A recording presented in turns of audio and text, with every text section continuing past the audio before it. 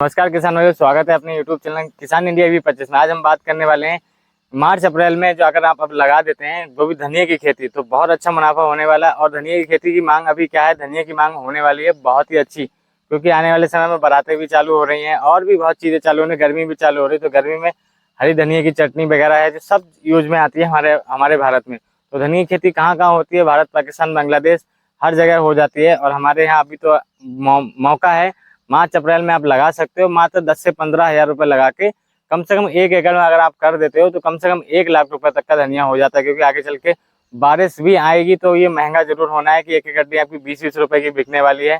किसानों ये चीज़ आपको ध्यान रखनी है। इसमें जो चीज़ आपको ध्यान रखनी है वो उन्नत किस्में रख सकते हैं, अच्छी जलवायु रख सकते हैं और अच्छी खरपतवार रख सकते हैं। तो सबसे पहले बात करेंगे खेत की तैयारी। खेत की तैयारी के लिए हमें करना क्या है, सबसे पहले खेत को जो गहरी जुताई करवा देनी है। और गहरी जुताई करवाने के बाद आपको इसमें पाटा लगवा देना। पाटा लगवाने के बाद आपको इसमें एक बार फिर से क्या बोलते हैं, समतल करवा देना पूरा का पूरा खेत, ताकि इसमें क्या है सारे खरपतवार नष्ट हो जाए, ताकि आपकी फसल जो है अच्छे से हो जाए।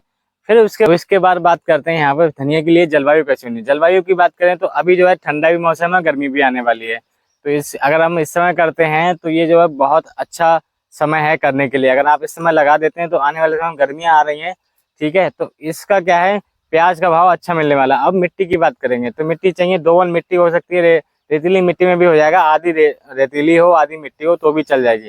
अब बात करेंगे इसके पीएच मान की, तो 6 पीएच मान से लेकर 7.5 तक होना चाहिए। किसान में ये चीज़ आपको ध्यान रखनी है कि 6 पॉइंट से लेकर तापमान जो होना है, यानी कि 6 पॉइंट से लेकर जो पीएच मान होता है, तापमान तो 40 डिग्री तक पहुंच जाता है। तो क्या है, अपनी फसल में 3-4 दिन के अंदर सिंचाई भी कर सकते हैं। ये मैं आगे वीडियो में बताने वाला हूं, तो ध्यान रखना है। और चैनल पे पहली बार आए तो किसान भाइयों चैनल को सब्सक्राइब करेंगे। किसान भाइयों भूमि की तैयारी कैसे है, तो इसमें अगर आप 1 एकड़ में धनिया की खेती कर रहे हैं तो आपको सबसे पहले क्या है, उसमें 3-4 ट्राली कार्बनिक खाद, यानी कि अपनी जो देसी खाद होती है वो डाल देनी है।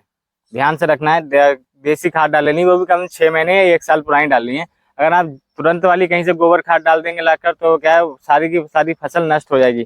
तो ध्यान रखना है। उसके बाद वर्मी कंपोस्ट भी डाल सकते हैं, जो होती वर्मी कंपोस्ट अगर डाल देंगे खेत के अंदर तो बहुत अच्छी जो है आपकी फसल होने लाना। पाटा क्यों चलाना है, ताकि आप अगर जब भी आप पानी भरेंगे तो उससे क्या नमी बनी रहती है। पाटा इसलिए लगाना होता है कि नमी बनी रहे, ताकि आपके खेत के अंदर आपको ये सारी जानकारी आपको इसी यूट्यूब चैनल पर मिलने वाली है। और कोई भी कि जितनी भी फसलें होती हैं हम यदि खेतों में जाके बनाते हैं, ताकि आपको खेतों की जानकारी हमारे खेतों के अंदर जो फसलें हो रही हैं वो मिलती रहेंगी।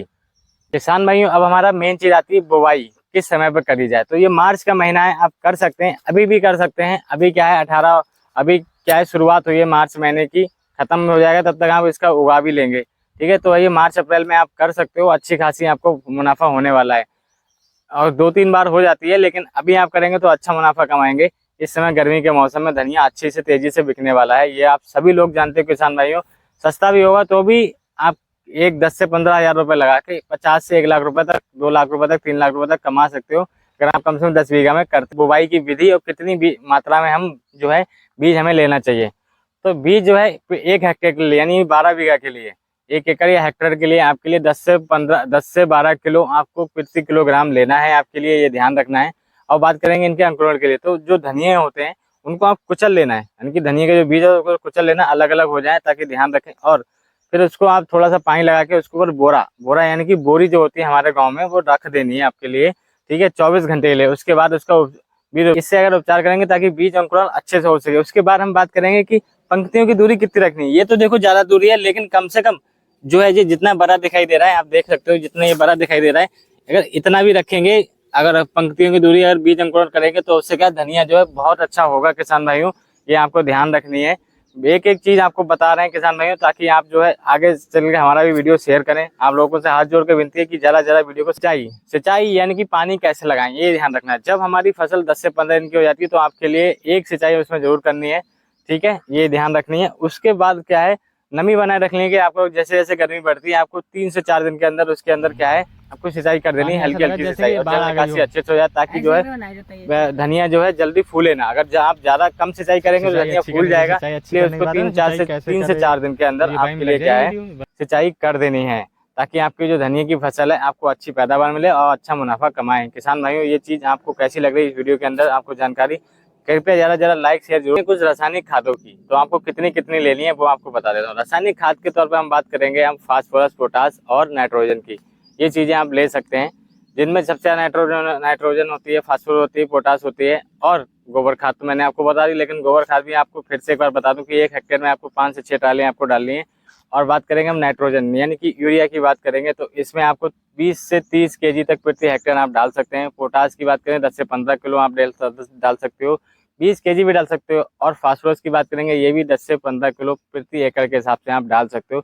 ऐसे अगर आप ये सब तैयारी करेंगे तो यकीन मानिए किसान भाइयों, जिस तरह से ये हमारी फसलें हो रखी हैं, हम भी धनिया की फसल करते हैं तो है कि बहुत अच्छे तरीके से होती है और अच्छा खासा मुनाफा कमाते हैं। करेंगे इस धनिया की फसल में जो रोग लगते हैं उनकी बात करेंगे तो ज़्यादातर या तो इसमें एफिड लगता है या फिर मऊ लग जाती है। मऊ लग जाती है तो उसके लिए क्या है आपको हम बताने वाले हैं कि आपको अगर नीम के तेल भी, अगर आप बात करें देसी उपाय की, तो नीम के तेल से भी छिड़काव कर देंगे, स्प्रे कर देंगे तो भी उससे क्या है हमारे लिए फायदा हो जाएगा।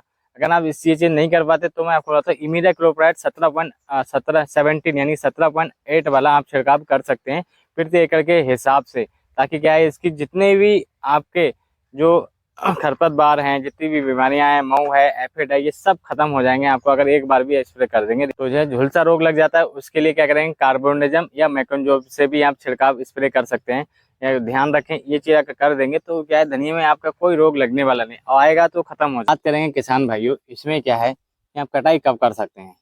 आप कटाई 25 दिन, 30 दिन, 35 दिन, 40 दिन के अंदर कर सकते हैं। अगर आप इतनी जल्दी कर सक आप जितनी जल्दी हो सके ये धनिया की फसल लगा दो, ताकि आपको वो मुनाफा है जो अच्छा हो सके, उत्पादन भी बहुत जोरदार होगा। अगर आप एक एक प्रति हेक्टेयर की बात करेंगे तो 50 से 40 कुंटल कहीं नहीं गया है धनिया, और इतना होगा कि आपका एक बार में आपका ये धनिया इतने रुपए का बिक जाएगा जितना कि आप एक बार में इसमें मुनाफा लागत लगाने वाले हैं। तो ध्यान रखें ये चीज़ें। और धनिया जो है हर मंडी, हर गांव हर जगह बिकने वाली चीज़ है, ताकि आपको सही मुनाफा मिल सके किसान भाइयों। तो जल्द से जल्द धनिया की फसल लगाएं और अच्छा खासा मुनाफा कमाएं। अभी आपकी जो भी धान और गेहूँ की फसल जो कट रही है उसमें आप लगा देते हैं, जिन लोगों की कर चुकी तो लगा दीजिए किसान भाइयों, बिल्कुल लगा दीजिए ताकि आपको जो है मुनाफा अच्छे से मिल सके। और धनिया की फसल लगाने से सबसे अच्छा ये है किसान भाइयों, इससे कोई हमारे खेत के लिए नुकसान नहीं होता और खेत की क्या है उर्वरा शक्ति बढ़ जाती है। तो आपको ये ध्यान रखना है।